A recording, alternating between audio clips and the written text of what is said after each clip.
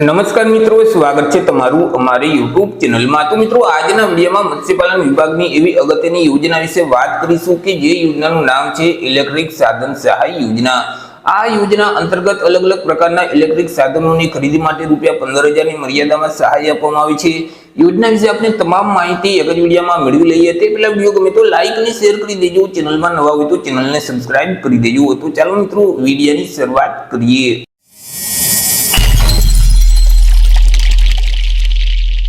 તો સૌથી પહેલા મિત્રો આપણે વાત કરી લેશું આજે ઇલેક્ટ્રિક સાધન સહાય યોજના છે તે યોજનાનો મુખ્ય હેતુ શું છે। તો કે મિત્રો, ગુજરાત રાજ્યમાં રહેતા અને માછીમારીનો વ્યવસાય કરતા જે વ્યક્તિઓ છે તો તે વ્યક્તિઓને બોટમાં ઇલેક્ટ્રિક સાધનોની જરૂરિયાત પડતી હોય છે। તો ઇલેક્ટ્રિક સાધનોની જરૂરિયાત પૂરી કરવા માટે ગુજરાત સરકારનું જે મત્સ્યપાલન વિભાગ છે તો તેના દ્વારા ઇલેક્ટ્રિક સાધન સહાય યોજના અમલમાં મૂકવામાં આવેલી છે કે જે યોજના અંતર્ગત અલગ અલગ પ્રકારના ઇલેક્ટ્રિક સાધનોની ખરીદી માટે સહાય આપવામાં આવે છે। વાત કરી લઈએ આપણે યોજનાના લાભ વિશે કે આ યોજનાનો લાભ છે તે કોને કોને મળવાપાત્ર થશે। તો કે મિત્રો, યોજનાનું અમલીકરણ ગુજરાત સરકારનું મત્સ્યપાલન વિભાગ છે તેના દ્વારા કરવામાં આવે છે, જેથી કરી સ્વાભાવિક છે કે આ યોજનાનો જે લાભ છે તે ગુજરાત રાજ્યના દરિયાકાંઠાના વિસ્તારમાં રહેતા લોકો અને માછીમારીનો વ્યવસાય કરતા જે લોકો છે તે લોકોને આ યોજનાનો લાભ મળવાપાત્ર થશે। પછી તે કોઈ પણ વર્ગના વ્યક્તિઓ હોય, SC category, ST category, OBC, EWS કે સામાન્ય એટલે કે જનરલ, પરંતુ તેઓ દરિયાકાંઠાના વિસ્તારમાં રહેતા હોવા જોઈએ અને માછીમારીનો વ્યવસાય કરતા હોવા જોઈએ, તો તેઓને આ યોજનાનો લાભ છે તે મળવાપાત્ર થશે।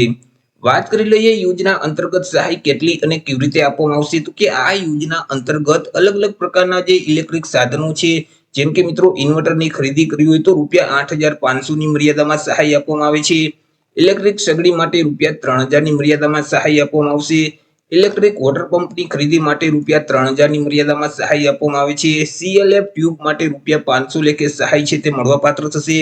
આવી રીતે મિત્રો, ઇલેક્ટ્રિક સાધનોની ખરીદી માટે તમે જે ખર્ચ કરેલ છે તે ખર્ચના 50% લેખે સહાય મળવાપાત્ર થશે, અથવા તો વધુમાં વધુ ₹15,000 ની મર્યાદામાં સહાય છે તે આપવામાં આવશે। બે રકમમાંથી જે રકમ ઓછી હશે એટલી મિત્રો સહાય છે તે મળવાપાત્ર થશે। વાત કરી લઈએ કે સાધનોની ખરીદી છે તે ક્યાંથી કરવાની રહેશે। તો કે અહીં અરજદારોએ ઇલેક્ટ્રિક સાધનોની જે ખરીદી છે તે મિત્રો મંજૂરી મળ્યા પછી ખુલ્લા બજારમાંથી કરવાની રહેશે અને આ યોજનાનો લાભ છે તે દર 5 વર્ષે એક વખત મેળવી શકાય છે। એક વખત યોજનાનો લાભ લઈ લીધા પછી ફરીથી 5 વર્ષ પછી આ યોજનાનો લાભ છે તે મળવાપાત્ર થશે। હવે યોજનાનો લાભ મેળવવા માટે તમારે અરજી કઈ જગ્યાએ કરવાની રહેશે। તો કે આ યોજનાનો લાભ મેળવવા માટે અરજદારોએ ઓનલાઈન અરજી ફોર્મ ભરવાનું હોય છે। ઓનલાઈન અરજી ફોર્મ જે આઈ ખેડૂતનું પોર્ટલ છે એટલે કે iKhedoot.gujarat.gov.in નામની જે વેબસાઇટ છે તે વેબસાઇટ ઉપર જઈ તમારે ઓનલાઈન અરજી કરી દેવાની રહેશે। વર્ષ 2025-26 માટે ઓનલાઈન અરજી ફોર્મ શરૂ કરી દેવામાં આવેલા છે। મિત્રો 21/5/2025 થી અરજી ફોર્મ શરૂ કરવામાં આવેલા છે। 21/5/2025 થી લઈ અને 31 માર્ચ 2026 ના સમયગાળા દરમિયાન તમારે ઓનલાઈન અરજી ફોર્મ ભરી દેવાનું રહેશે। મિત્રો, ઓનલાઈન અરજી ફોર્મ ભર્યા પછી તેની પ્રિન્ટ કાઢી તમારી પાસે જ રાખવાની રહેશે જ્યાં સુધી તમારા તાલુકા અથવા તો જિલ્લામાં આવેલ જે મત્સ્યપાલન વિભાગની કચેરી છે તેના જે કર્મચારી અથવા તો અધિકારીઓ તમારી પાસે અરજી ફોર્મની પ્રિન્ટ ન માંગે ત્યાં સુધી તમારે કોઈ પણ જગ્યાએ ફોર્મની પ્રિન્ટ જમા કરાવવાની રહેતી નથી। જ્યારે અરજી ફોર્મની પ્રિન્ટ માંગે ત્યારે તેની સાથે કયા કયા ડોક્યુમેન્ટ જોડવાના રહેશે। તો કે મિત્રો, અરજદાર છે તે એસસી અથવા તો એસટી કેટેગરીમાં આવતા હોય તો ત્યારે જાતિના દાખલાની નકલ સાથે જોડવાની રહેશે। આધાર કાર્ડની નકલ છે, રેશન કાર્ડની નકલ છે, જો દિવ્યાંગ અરજદાર હોય તો દિવ્યાંગતાનું જે પ્રમાણપત્ર છે તેની કોપી સાથે જોડવાની રહેશે। બેંક પાસબુકના પ્રથમ પાનાની નકલ અથવા તો રદ કરેલ ચેક છે તે સાથે જોડવાનું રહેશે। ત્યાર પછી બોટની જે વીઆરસીની નકલ છે તે પણ સાથે જોડવાની રહેશે અને તમે જે ઇલેક્ટ્રિક સાધનોની ખરીદી કરેલ છે તેમનું જે જીએસટી વાળું ઓરિજિનલ બિલ છે તે પણ સાથે જોડવાનું રહેશે।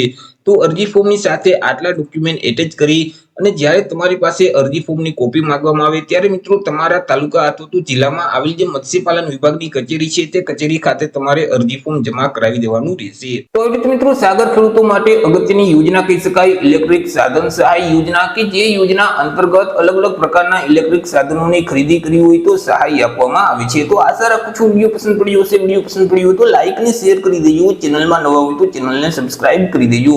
ફરી મળીશું એક નવા ટોપિક સાથે એક નવા વિડીયોમાં। ત્યાં સુધી જય હિન્દ, વંદે માતરમ।